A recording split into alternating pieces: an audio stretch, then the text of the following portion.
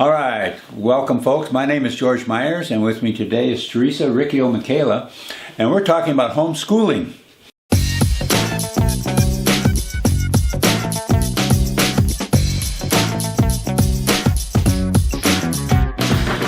Welcome to Talking Racine. Today it's a little bit short because Ken is on vacation, so George and I are going to talk a little bit about the RSUD hearing that's coming up. The oral arguments are going to be handled at the Supreme Court a week from today. So, George, you want to kind of go into it a little bit about what's happening here? It's a big deal for hot government. Yeah, it's a big deal for hot government. Could be a big deal for the city of Racine. In fact, the whole Racine Unified School District. We're talking about $1 billion expenditure that is probably pretty much going to be wasted. The way things are going, we'll discuss a little bit more as we go into this particular program about some of the changes going on in education. But a week from today that you're listening to us, on the 22nd of November, we're going to be up in Madison listening to the Supreme Court hear our case. It comes up at 9:45 in the morning in the Capitol building. I guess that's where they meet up there. Right. The Supreme Court meets right in the Capitol building. Yep. And basically, we feel that we have a right to look at some of those ballots. There's some real questionable things that went on during the recount, and it was a matter of, the count. They were subtracting things from piles and putting things back into piles, the ballots, and changing them around and stuff like that. And we were keeping pretty close track of it. And as a matter of fact, so were the canvassers there at Racine Unified. So between their worksheets and my worksheets, even before the counting was done, we noticed some errors that were being posted on the board and said, wait a second, that's not the way the count came out. And the lawyer that the Racine Unified had hired to actually run the election run the recount, said, no, don't worry about that. Those are just rough figures. We just want to have something up there to give to the press. So we objected in advance, and then when it came down to the count, nothing was changed on that board. All those rough figures turned out to be the actual figures that were being used, except one. There was one change in it, and I noticed that. And then the next day it came out in the paper that, oops, we made a mistake, and they put it back so that everything on the board was correct. And by the actual recount, if you go by the worksheets and the changes that came in and out and that type of stuff, they had actually lost that recount election by 9 ballots. It wasn't a big, huge change, but they'd only won by 5, so there was a 14 ballot difference, and they had actually lost the election on a recount by 9 ballots. And we were unsuccessful at both the district court and at the appeals court in getting any look at it, and that was, we feel, was largely because there was too much connection between the judge at the circuit court and Racine Unified, and too much family when it came to what was going on in the appeals court and the Racine Unified School District. So it wasn't until we got to the Supreme Court where we were getting truly an independent decision on it. And of course, we were elated when they were going to hear the case, which is going to occur now in a week. But we think we have a good case. We think we have actually defeated the referendum. But it comes down to this question of, do we get to look at the ballots? And that is where the real key comes in. Jim, you want to comment just a little on that? It really comes down to a statewide issue, really, because if HOT can't look at those ballots, that would mean that if they uphold what's happened so far, the whole state would be affected by it, by a sewer referendum, any elections, congressional elections. It would be the final count, would be the count, and it would never be questioned. I mean, it could literally be cheated on, and if you don't have that opportunity to check those ballots. So the real is Section 7.54 of the Wisconsin statute, and it says, to all contested election cases, the contesting party have the right to have the ballots opened and to have errors of the inspectors, either in counting or refusing to count any ballot, corrected by the Board of Canvassers or the court deciding the contest. And Hod asked the court to let them look at these ballots in court, and it's only a number of few wards. It's not a whole total recount. Obviously, you don't want the canvassers. The canvassers were the school teachers and the administration of Unified, who obviously wanted it to pass. So there's a lot there. One of the things I kind of want to bring up, though, you know, when you go back to this election, this was in April of 2020, before the presidential election. And one of the things that was kind of unusual, and at the time, I probably, you know, took a notice to it, but it's politics. Candidate Joe Biden, endorses the Racine Unified referendum. That's amazing. Go ahead. A presidential candidate on Racine. Coming down to Racine, Wisconsin, out of all the area of this United States, and endorses. And Bernie Sanders. And Bernie Sanders. Yeah. Now, how does this come to Racine? At the time, you know, it kind of washed through. But as we go back and start to look at what happened, there may be some things there that were manipulated. You know, and connected right down to the November election.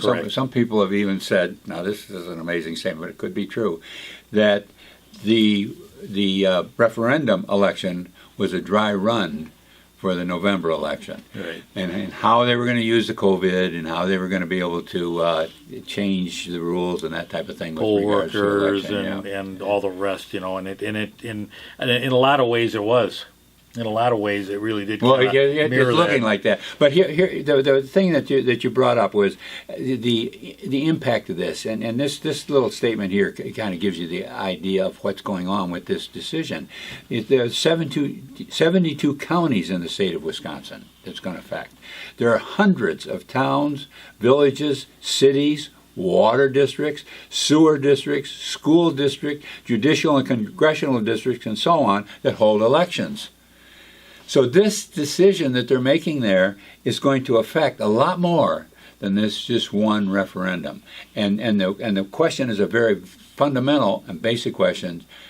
In a recount, in a challenge, do we get to look at the ballots? And during even the recount, severely restricted. I was there. I was one of the challengers, and I had to stand behind the line. It was just funny, Jim. I look back. I took it seriously then. Now I look at it funny. But they had these taped lines, and one of the times my toes were this far over the line, 3 inches over the line, and the school board guy, the guy who was the ballot, he was a tabulator. Looks back, says, "Back it up, fella," type of thing, you know. So I had to back up that 3 inches. But this is the way. This is what was going on at that election. They wanted to make sure we kept our distance. And here's one more thing, George, that I want to bring up, because we're going to move on to a couple other things again with Unified, but. The lawyers that has been hired by the Racine Unified School District, or their associates, are the same lawyers that Biden hired with lawsuits in the state of Wisconsin.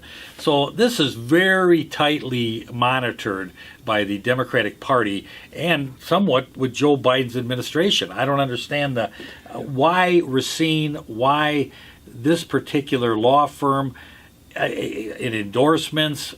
Let's just put it this way. This Racine Unified School District referendum was not separated from politics. Correct. That we can be certain of. And to that degree, it needs to be held in suspect, because you see what happens going on in politics. I mean, politics is just like ethics and morals thrown out the window. The idea is, when it comes to politics, is to win. When it comes to education and maybe operation of government and some of those things, maybe there's other motives to do, like we want to improve society or something like that. But when it comes to politics, man, knives and guns and balls, bats, and it's everything, anything goes.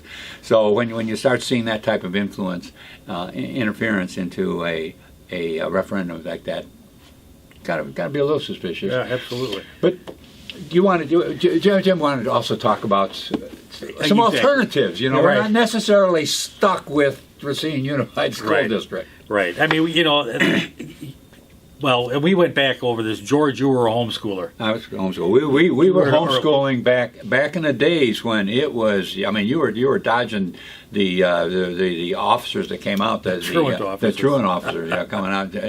Chasing around your kids. Yeah. Where is your son? Why is he not in school? So what I've been doing is actually, George has been doing some interviews, and we were going out, kind of looking at alternatives to the public school system, unified in our area. You know, they're not necessarily, you have to send your kid to public school. You know, we've seen that now with this COVID, which I think really has kind of turned on the school system. Now moms and dads are thinking, hey, you know what? I've seen what my kids are learning, and I don't really particularly care for it. What are my alternatives? So George interviewed a woman that we asked about a month ago to, for people that had homeschooled if they would contact us, and we did get contacted. And this particular woman, Teresa Riccio. Right, Teresa Riccio. And you interviewed her. This gal did a marvelous job. I mean, homeschooling has developed a lot since we were doing it like 40 years ago. And the curriculum there and what she put together was just a marvelous job. The only thing I want to say is don't be intimidated by that. She did, and she admits in there, she did a lot more than what was necessary. It's a lot easier, but she was concerned. Oh, yeah. It was new to her, and her kids are important. And boy, she just tore into things, and as you'll see in the video, and did a marvelous job with her kids. They went on to higher education, every one of them. And she had different kids at different learning levels, and she was able to address the curriculum for that. I mean, and I think she comes on with a real down home type of, hey, you can do this. And I think that's important for people, because I think they get intimidated by the fact that these teachers have this education. And you know what? It's like she made a great point. It's your kids. Who loves them more than you? And another thing I'd like to point out from an overall general viewpoint, it's like this is nothing new in this country. It's new maybe in the last century. But this country grew. It started with homeschooling. I mean, when the Pilgrims landed there was no school to send them to over in the next block. They homeschooled them, and that continued through the centuries. It developed into little schoolhouses. The churches came in and started doing schools, and you see, like we have, the St. Patrick's and all these type of various schools, and then that developed into more structured institutions, and then eventually the government came in and started running the school system. And when the government gets a hold of it, look out. And that's exactly what's happening. Now it's exploding, and it's almost like we're going back to our roots. Right. We're going back to the beginning with homeschooling. And some very famous people have been homeschooled. Albert Einstein, Thomas Edison, Abraham Lincoln. It was very common way back. And if you go back before that, before the country was established, go back in the 15 and 16 and 1700s, you're going to find a lot of homeschooling. So there's nothing wrong with it. It's a great way this country grew. It became the most powerful and greatest country this planet has ever seen. And right at the base of that would have been the educational system, which was homeschooling. So this could be a real resurgence of, or a force in the resurgence of this country, is to get people get back to basics and get that homeschooling, get that education schooling. Get that education back for these kids, and get the parents involved again. And we're doing a few other things. We're looking at interviews with other persons in Unified, outside of Unified, virtual learning. We're kind of looking at all these alternatives. We're going to kind of bring them sporadically through this, and then at some point we want to bring it all together. So I want to run this video of George's interview and with Teresa, and I'm not going to play the whole thing. I'm going to take bits and pieces out, but there's some great stuff in there, and we're going to run the rest of the show. But I mean, she's got some good stuff out there, and I want to kind of just start it off with her, and then eventually I want to. We got a few other ones that are in the. I guess is in the belly. This is a developing beast issue, or goal that we're looking at. This could really be a big thing to have this type of education come back into our society. Right. There's alternatives out there. You don't have to go to public school. So anyway, let's show the video, and we'll probably we'll see you next week. And I guess, George, good luck, and wish us all good luck at the Supreme Court.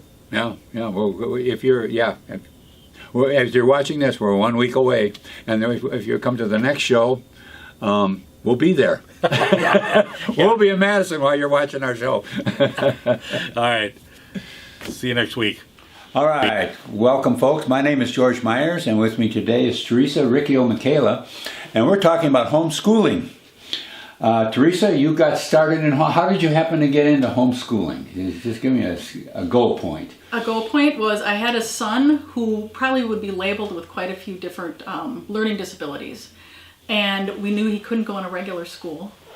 We tried interviewing some private schools, and it was a principal who said, "Have you considered homeschooling?" And I said, "No." Wow. I had heard of it, but had a bad opinion of it. And he said, "Try it. Instead of your son being the youngest student, he'll be the oldest student next year."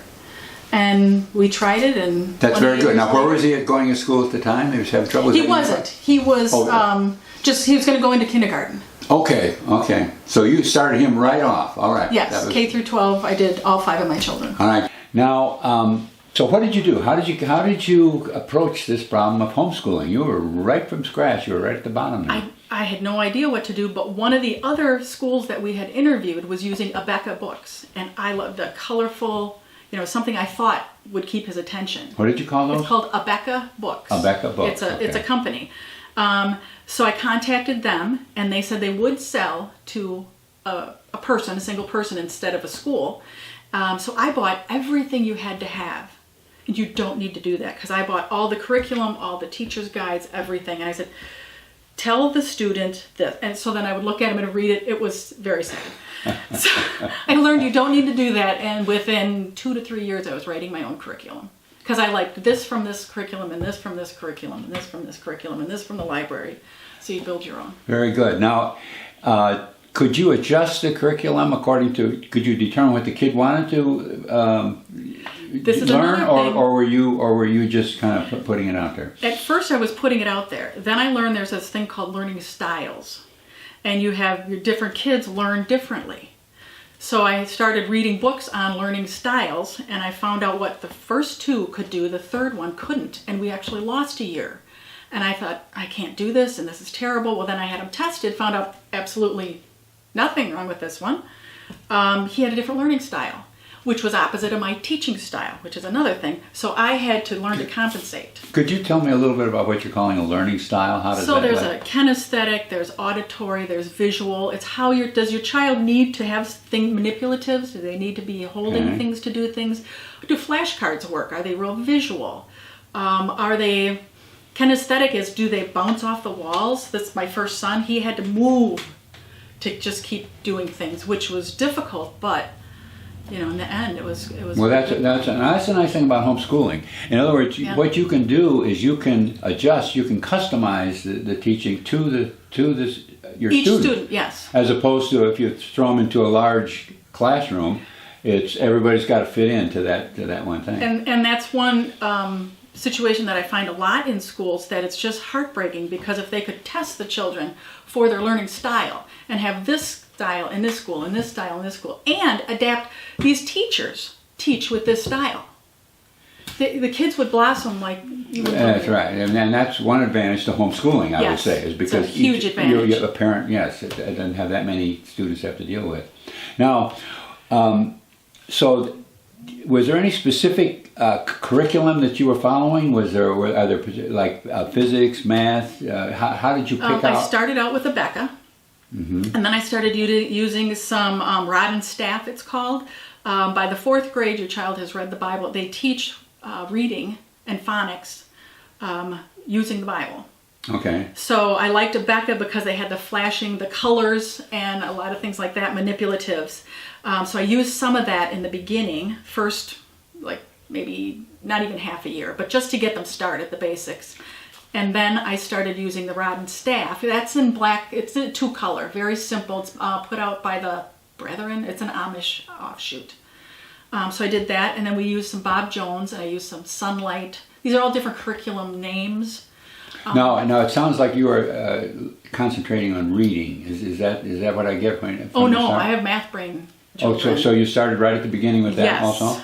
Oh yeah, we did math, we did reading, which is reading and phonics. We did what we ended up calling ethics, which is Bible and Yeah, ethical good. Behavior, training. that type of thing. And then we had like science, hands-on. We had physical education. We had whatever, and wherever we could cross over, history, you might cross over into something. And Now, how soon were you getting into those other topics? I mean, you start off in kindergarten, you have to absolutely teach them to read, right? well, you're teaching them the alphabet, and you're teaching them, you're beginning with phonics, which most people, they think they know what phonics is, but they don't.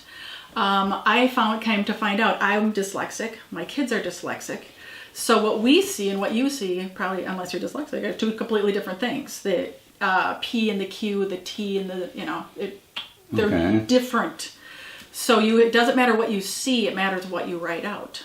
So I had to learn, and I had the opportunity, because I knew, I'm like, doesn't everybody learn like this? And my spouse at the time goes, no, nobody does. But I knew what to do, and I realized my mother had taught me to read before I went to school. So that was the advantage I had, where, now they have all this special training for this. So you adapt it as you go. So if you have strong phonics, there's rules in phonics. If you tell me the rule, I can spell it. If you don't tell me the rule, as soon as I see a word, I can't tell you if this is an S or a Z. But you can get that out of a workbook, Yes. and you start that very early on with phonics, right? Right away. All right, and that's something that, by the way, Racine Unified got rid of a long time ago, and Yes, they did. there was a superintendent fighting to get it back in. I don't know how successful she was, but when they compared the advancement of reading of students, those that were getting phonics, their And charts there's were much also, higher. there's another thing that's kind of in between that they tried using, and they would have these sight words and these short little words, but yeah. G-O-D and D-O-G, if you're looking at it, and if you're dyslexic, it can look like the same word to you. Ah. So you have to know the rules and which way this goes, scooping around or this straight line, and you learn those things and then you decipher differently. But if all you see is that word, also when you're building words, you never learn to spell. So these kids see, the or stop or what, and they only know it in this context, so they can't sound out op, stop. Which So also you helps do with it- spelling if you're studying phonics. Yes. Right, It good. helps. So it helps all of your. Now, how did you get going in math? I mean, how did you start with 1 + 1 = 2, or were you starting with counting? See these? I don't know if you want to see them. Yeah, go ahead. We got a book there. Yeah. One of my granddaughters that comes over. So we start with something as simple. Yeah. So here's your ABCs and your counting at the same. So you do your alphabet, and then as you can see, this book has been well used. So they're learning what a dozen is from day one. Don't think your kids can't learn these things. They won't know what it is. Just like skip counting, you sing songs when you're going somewhere. You sing, 1 + 1 or 2, 4, 6, 8, 10. Sing it to them. It doesn't matter if they know what it is. When it comes time to do addition, multiplication, all these things, all of a sudden they're doing it and they think they're geniuses because, hey, I can do that. But you've been doing it with them, whether you're washing the dishes or you're driving the car, whatever, you're doing it with them all the time.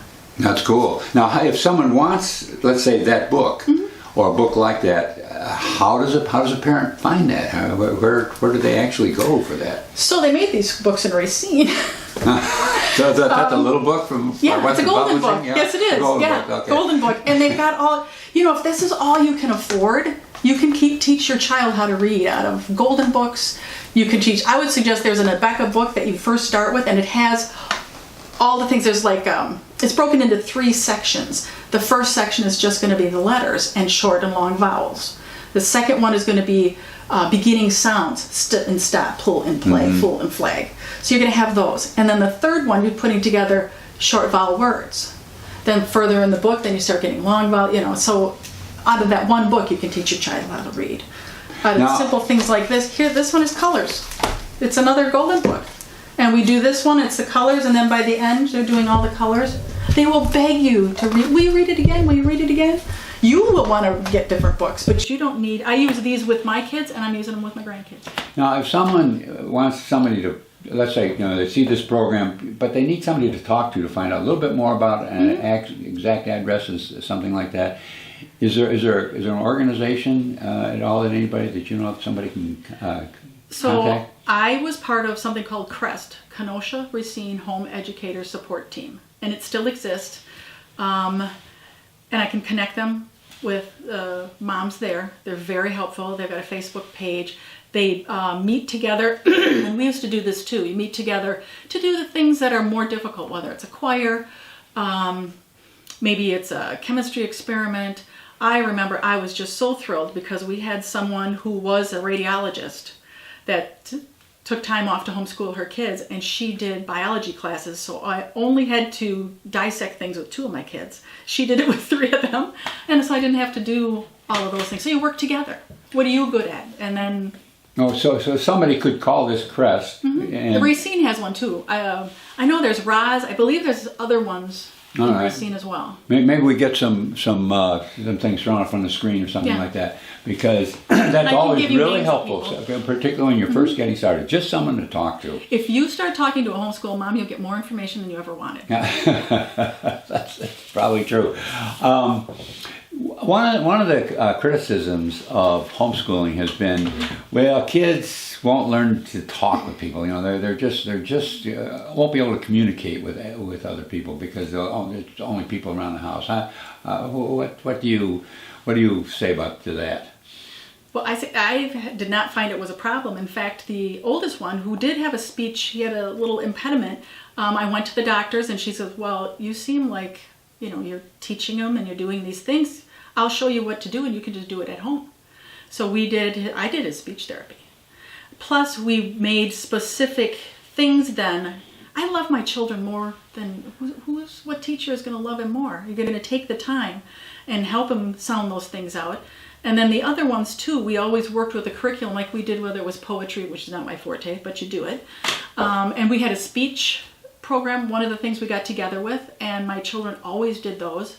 So the one who had speaking problems is now a project manager for a big company in Arizona. You're looking at the techniques of speaking. How about just being able to talk to people?